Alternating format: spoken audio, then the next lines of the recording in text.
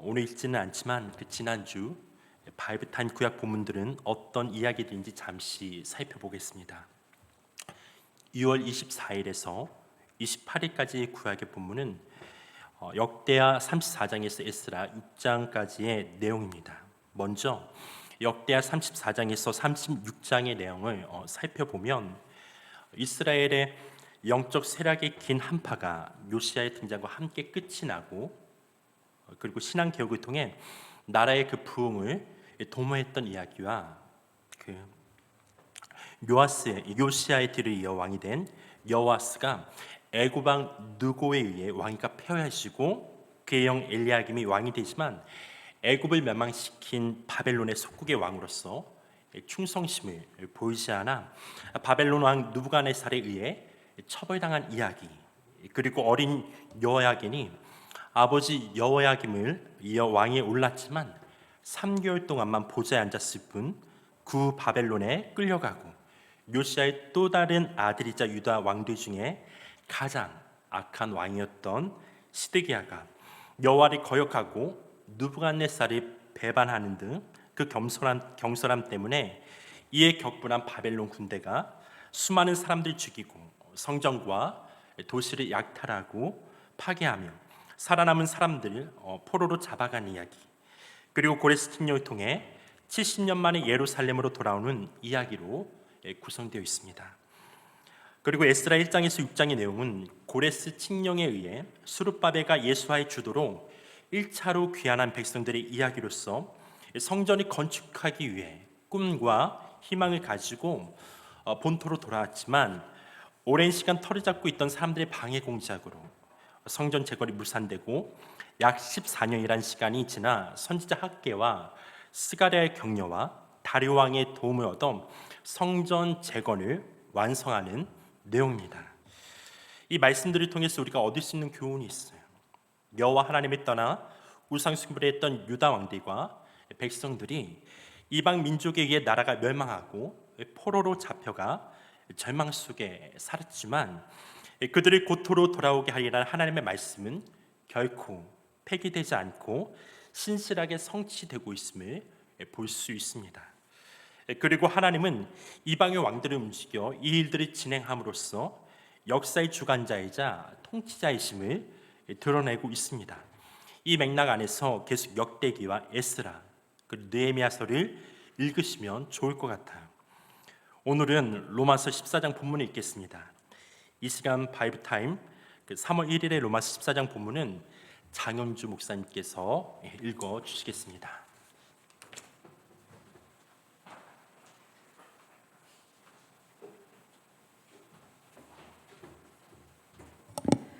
18페이지 3월 1일 본문 로마서 14장부터 함께 읽겠습니다. 믿음이 연약한 자를 너희가 받되 그의 의견을 비판하지 말라. 어떤 사람은 모든 것을 먹을 만한 믿음이 있고 믿음이 연약한 자는 채소만 먹느니라. 먹는 자는 먹지 않는 자를 업신여기지 말고 먹지 않는 자는 먹는 자를 비판하지 말라. 이는 하나님이 그를 받으셨음이라. 남의 하인을 비판하는 너는 누구냐? 그가 서 있는 것이나 넘어지는 것이 자기 주인에게 있음에 그가 세움을 받으리니 이는 그를 세우시는 권능이 주께 있음이라. 어떤 사람은 이 날을 저날보다 낮게 여기고 어떤 사람은 모든 날을 같게 여기나니 각각 자기 마음으로 확정할지니라. 나를 중히 여기는 자도 주를 위하여 중히 여기고 먹는 자도 주를 위하여 먹으니 이는 하나님께 감사함이요 먹지 않는 자도 주를 위하여 먹지 아니하며 하나님께 감사하느니라. 우리 중에 누구든지 자기를 위하여 사는 자가 없고 자기를 위하여 죽는 자도 없도다. 우리가 살아도 주를 위하여 살고 죽어도 주를 위하여 죽나니 그러므로 사나 죽으나 우리가 주의 것이로다. 이를 위하여 그리스도께서 죽었다가 다시 살아나셨으니 곧 죽은 자와 산 자의 주가 되려 하심이라. 내가 어찌하여 내 형제를 비판하느냐? 어찌하여 내 형제를 업신여기느냐? 우리가 다 하나님의 심판대 앞에 서리라. 기록되었으되 주께서 이르시되 내가 살았노니 모든 무릎이 내게 꿇을 것이요 모든 혀가 하나님께 자백하리라 하였느니라. 이러므로 우리 각 사람이 자기 일을 하나님께 직고하리라. 그런즉 우리가 다시는 서로 비판하지 말고 도리어 부딪힐 것이나 거칠 것을 형제 앞에 두지 아니하도록 주의하라. 내가 주 예수 안에서 알고 확신하노니 무엇이든지 스스로 속된 것이 없으되 다만 속되게 여기는 그 사람에게는 속되니라. 만일 음식으로 말미암아 내 형제가 근심하게 되면 이는 내가 사랑으로 행하지 아니함이라. 그리스도께서 대신하여 죽으신 형제를 내 음식으로 망하게 하지 말라. 그러므로 너희의 선한 것이 비방을 받지 않게 하라. 하나님의 나라는 먹는 것과 마시는 것이 아니요 오직 성령 안에 있는 의와 평강과 희락이라. 이로써 그리스도를 섬기는 자는 하나님을 기쁘시게 하며 사람에게도 칭찬을 받느니라. 그러므로 우리가 화평의 일과 서로 덕을 세우는 일을 힘쓰나니 음식으로 말미암아 하나님의 사업을 무너지게 하지 말라. 만물이 다 깨끗하되 거리낌으로 먹는 사람에게는 악한 것이라. 고기도 먹지 아니하고 포도주도 마시지 아니하고 무엇이든지 내 형제로 거리끼게 하는 일을 아니함이 아름다우니라. 내게 있는 믿음을 하나님 앞에서 스스로 가지고 있으라. 자기가 옳다 하는 바로 자기를 경죄하지 아니하는 자는 복이 있도다. 의심하고 먹는 자는 정죄되었나니 이는 믿음을 따라 하지 아니하였기 때문이라. 믿음을 따라 하지 아니하는 것은 다 죄니라. 아멘.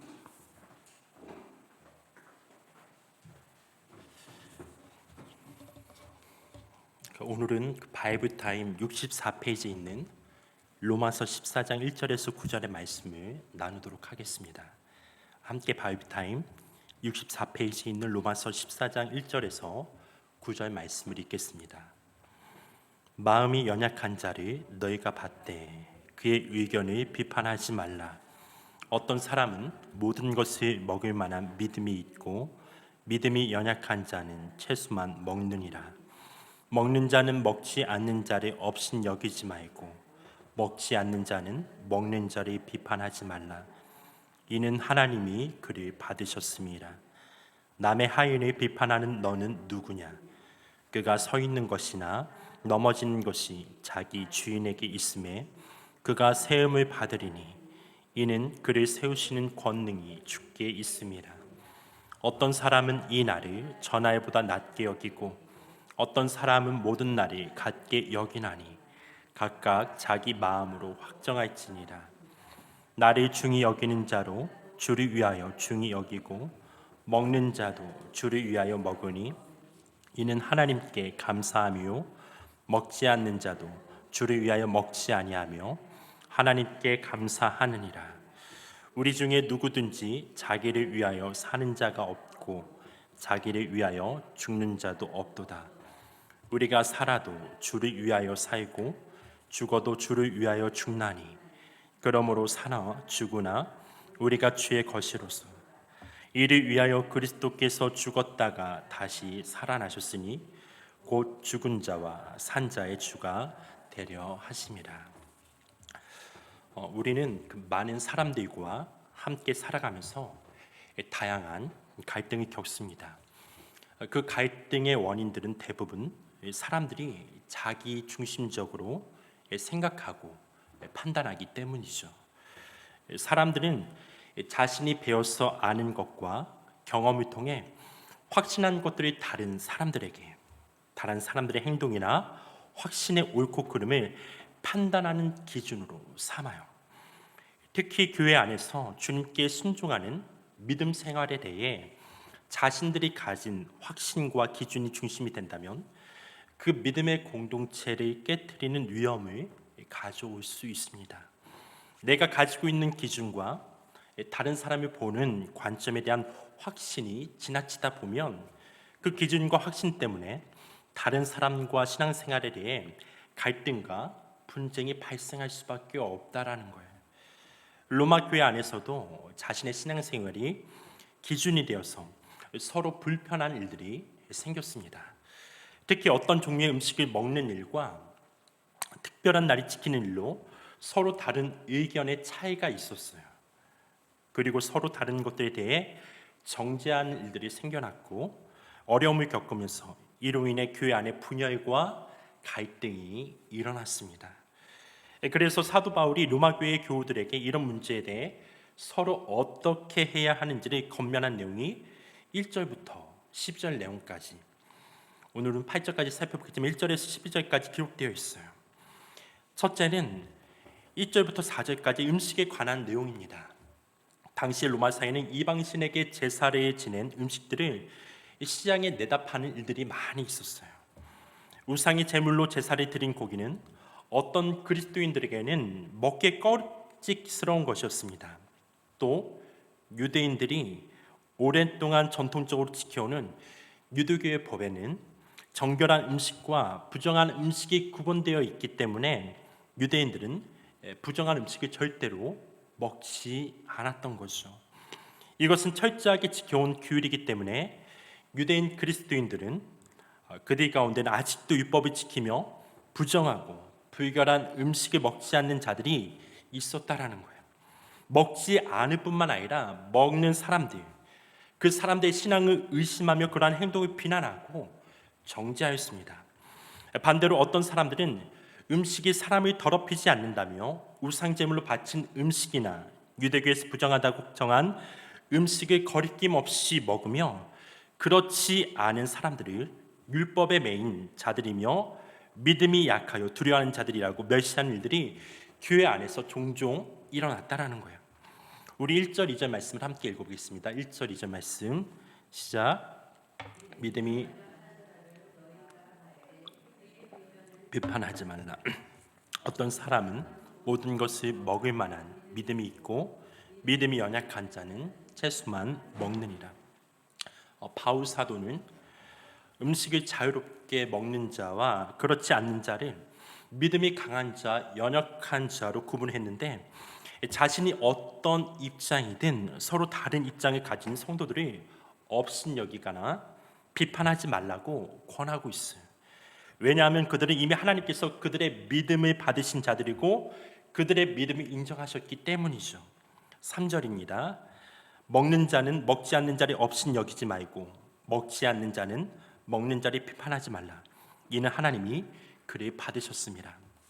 바울은 교회 안에 성도들은 주님께서 구원하신 자들이고 또 그분께 속한 자들이므로 서로가 다르다고 비난한다면 그 비난은 주님을 향해 하는 셈이 되는 것이죠. 주님은 당신에게 속한 종들이 넘어지지 않도록 그들의 주인이신 주님께서 세워간다라는 거예요. 그런데 자신도 종이면서 누가 남의 하인을 그의 주인 앞에서 비난하며 멸시할 수 있겠냐라고 말하고 있다라는 것이죠. 4절 말씀 읽겠습니다. 남의 하인을 비판하는 너는 누구냐? 그가 서 있는 것이나 넘어지는 것이 자기 주인에게 있음에 그가 세움을 받으리니 이는 그를 세우신 권능이 주께 있습니다. 그리스도인은 하나님의 종이며 하나님께서는 그들의 믿음을 당신의 능력으로 이끌어 가시는 주인이시므로 만일 그 주인의 종을 비판한다면 그것은 종을 세운 주인 즉 하나님을 비판하게 되는 거라고 말하는 거예요. 그렇기 때문에 비판하지 말라라는 것이죠. 둘째는 5절부터 9절인데 어떤 구별된 날이 중히 여기는 것, 즉 절기나 특별한 날이 지키는 문제로 사람들 사이에 갈등이 생겼어요. 5절입니다. 어떤 사람은 이 날을 전날보다 낮게 여기고 어떤 사람은 모든 날이 같게 여기나니 각각 자기 마음으로 확정할지니라. 초대교회 당시 구약의 안식일에 대한 규정들과 이방인들이 지켰던 성스러운 나이들에 대한 의무가 그리스도 안에서 무효가 되었다고 느꼈지만 여전히 이 점에 동의하지 않은 사람들도 많았습니다. 그래서 절기를 지키는 방법, 날짜를 정하는 문제, 행사의 범위 등으로 초대교회 성도들 간에 의견 차이가 있었다라는 거예요. 불편한 마음이 생겨요. 자기들의 입장에 따라 서로를 비난하거나 자기 편으로 끌어들이려고 하였습니다. 바울은 이런 분열 움직임에 대하여 비록 견해가 다르고 행동이 다르다 할지라도 그 동기가 하나님을 위해 한 것이며 하나님을 잘 섬기기 위한 것이라면 그대로 인정하고 받아들이라고 말하고 있어요. 6절입니다. 나를 중히 여기는 자도 주를 위하여 중히 여기고 먹는 자도 주를 위하여 먹으니 이는 하나님께 감사하며 먹지 않는 자도 주를 위하여 먹지 아니하며 하나님께 감사하느니라. 무엇을 하든 어떻게 하든 그것은 주님을 위해서 하라고 하셔요. 갈등과 분열의 그 상황이 생기더라도 그 동기가 주님을 위한 것이며 의도가 같다면 교회 안에 많은 지체들이 그것으로 감사하며 서로 다름을 인정하며 함께 있는 그대로 주님을 위해 주님만을 바라보며 나아가는 성도들이 되라고 권면하고 있습니다.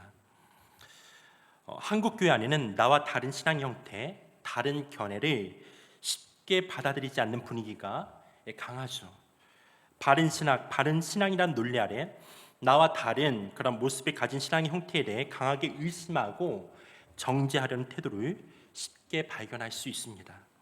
이런 비판의 배후에는 나는 옳고 다른 사람은 잘못되었다는 생각이 있는데 이것이 독선, 자기의라고 합니다. 사실 독선이란 표현이 얼마나 강하고 두려운 말인지 모릅니다. 그러나 우리는 나의 독선으로 나와 다른 형태의 견해와 신앙을 쉽게 판단하고 비판하곤 하죠. 그리스 신화에 보면 프로크루테스의 침대란 말이 있습니다. 프로크루테스는 악명 높은 도둑으로서 그의 집에는 침대가 하나 있었다고 하죠. 그 도둑은 나그네가 지나가면 집 안으로 불러들여 이 침대에 눕혔습니다. 그러나 나그네로 하여금 그냥 그 침대에 누워 쉬어가게 하는 것이 아니었죠. 이 도둑은 나그네의 키가 침대 길이보다 길면 몸을 잘라서 죽이고 나그네의 키가 침대 길이보다 짧으면 몸을 느려서 죽였습니다. 프로크루테스의 침대란 여기서 생겨난 말이죠. 자기 생각에 맞추어 남의 생각을 억지로 뜯어 고치거나 남에게 피해를 주면서까지 자기 것을 고집하는 횡포를 이루는 말이에요. 다시 말해 내 것은 옳고 나와 다른 것은 무조건 나쁘다는, 그래서 고치겠다는 그런 달려드는 독성과 아집의 대명사라는 것이죠. 여러분, 우리 모두에게는 프로크루테스의 침대가 있습니다. 누군가는 이것을 기준이 되려는 욕망이라고 표현하고 있어요. 인간은 자기 중심성, 평안성으로 세상을 바라본다는 것이죠. 그렇습니다. 옳고 그름을 판단하는 주체가 자신 되어버린 인간은 하나님처럼 모든 것을 아는 것처럼 행세하고 판단하려는 그릇된 욕망에 사로잡혀 버렸습니다. 이 그릇된 욕망은 나와 다른 자들을 향해 서슴없이 폭력을 행하고 그들을 지배하려고 하는 형태로 나타나게 되죠. 오늘날 우리 사회는 자신의 기준이 되려고 하는 욕망으로 인해 갈등의 골이 더욱 깊어져 가고 있다는 거예요. 여러분, 신앙도 마찬가지이죠. 만약 누군가가 절대적 확신을 가지고 하나님을 다 안다라고 말하며 사람들의 불안 심리를 이용해 분열을 일삼고 타인에 대한 몰상식한 태도를 보인다면 그것은 거짓이에요. 하나님이 다 안다고 말하면서 누군가를 향해서 어떻게 해요? 불안 심리를 조장하면서 그들이 지배하려고 한다면, 상식적이지 않은 태도를 보인다고 한다면 그것은 뭐라고요? 거짓된 선지자들이에요. 거짓이라는 거예요. 이단들의 전형적인 모습입니다. 여러분, 그렇다면 어떻게 하면 자신의 기준이 되려고 하는 욕망을 벗어날 수 있을까요? 먼저는 자신이 객관적일 수 없다는 사실을 깨닫는 것이 필요해요. 그래야지 누군가와 소통을 할 수 있는 것이죠. 내가 다 안다라고 하는 이 생각, 이 경험이 나의 삶을 주체적으로 이끌어간다고 한다면 누군가와 소통을 그것들이 가로막고 하나님에 대해서 겸손히 그분을 섬기기보다는 내가 하나님의 자리에 앉으려고 하는 끊임없는 그 욕망 가운데 사로잡힐 수밖에 없다라는 거예요. 여러분, 다시 한번 내가 객관적일 수 없다는 사실을 깨닫는 여러분 되어지기를 예수님을 축원합니다. 더 나아가 그리스도인의 소명은 자신이 아닌 주님을 위해 사는 것을 분명히 할 때 거짓된 자아와 욕망으로부터 벗어날 수 있다라는 거예요. 이게 결론이에요. 8절 말씀 함께 보겠습니다. 8절 말씀 시작. 우리가 살아도 주를 위하여 살고 죽어도 주를 위하여 죽나니 그러므로 사나 죽으나 우리가 주의 것이로다. 우리가 자신의 기준이 되려는 욕망에서 벗어나 사나 죽으나 주를 위해서 살 때 서로를 인정하고 배려하며 존중하는 참 사람이 되는 그리스도인의 삶을 살 줄 믿습니다. 오늘 아침에 저희 어머니한테 전화가 왔어요. 저희 어머니가 저 정치적 견해가 달라요. 그래서 저희는 집에서 뭐 다 지금 그런 일들이 있겠지만은 되도록이면 정치적인 얘기를 하지 않으려고 해요. 그러면서 저희 어머니 이제 어머니가 많이 우셨다라는 거예요. 예, 우셨다. 오늘 하여튼 어떤 분이 이렇게 감옥에 들어가셨잖아요. 하면서 이제 그런 마음이 너무나 아프셨던 거죠. 이쪽 정치적 어떤 성에 가. 근데 저희 어머니가 참 이번에는 잘 감동했어요. 석배야, 너는 너 있는 그 자리에서 하나님 앞에 기도했으면 좋겠다. 너는 네가 있는 그 자리에서 나라는 주에서 기도해. 이게 예전과 뭔가 분위기가 달라져. 어떤 의견 차이와 갈등이 계속 있었는데요. 오늘은 어머니가 그냥 전화하신 거예요. 더 이상 그 부분 때문에 우리가 뭐 싸우거나 그러진 않거든요. 막 존중하려고 되게 노력을 해요. 그래도 이제 우리 감정적인 어떤 그런 언어들이 나오잖아요. 아이, 하지 마세요. 근데 오늘은 제가 감동했어요. 어머니도 어머니 나름대로 그 자리에서 하나님 앞에 나라는 주에서 기도하고 저도 기도하는 거예요. 그러면서 되게 훈훈하게 전화를 끊어서 기도하자고. 맞아, 기도하자고. 제가 옳고 그름을 얘기하는 게 아니에요. 이 프로크루테스 침대가 우리에게 다 있다고 했잖아요. 어떤 목사님은 그렇게 이제 이거를 얘기를 하더라고요. 프로크루테스조차도 우리가 품을 수 있는 사람이 되었으면 좋겠다. 그런 주님의 마음을 가졌으면 좋겠다. 우리는 테베스를 통해서 이제 프로크루테스가 죽잖아요. 죽고 침대는 끊임없이 우리 인간적인 욕망은 남아 있어요. 침대는 사라지지가 않아요. 끝까지 죽을 때까지 우리는 이 욕망에 다스리지 않으면 이 욕망에 사로잡힐 수밖에 없어요. 근데 중요한 건 뭐냐면 우리가 지금 보세요. 뭔가 의견 차이가 좁혀지지 않고 끊임없이 그 갈등의 골이 깊어지고 있는 상황 가운데 우리가 그들을 품을 수 있는 더 주님의 마음을 크게 가질 수만 있다고 한다면 하나님께서 반드시 이 겸손함 통해 이 태를 통해서 진리의 말씀이 빛이 발하게 하실 거예요. 보세요. 오늘 말씀 뭐라고요? 우리가 세우는 게 아니에요. 하나님이 세우신다고 분명히 말씀하셨어요. 그 하나님을 믿는다고 한다면 우리는 함께 화해하면서 나아갈 수 있다라는 것이죠. 결론을 맺겠습니다.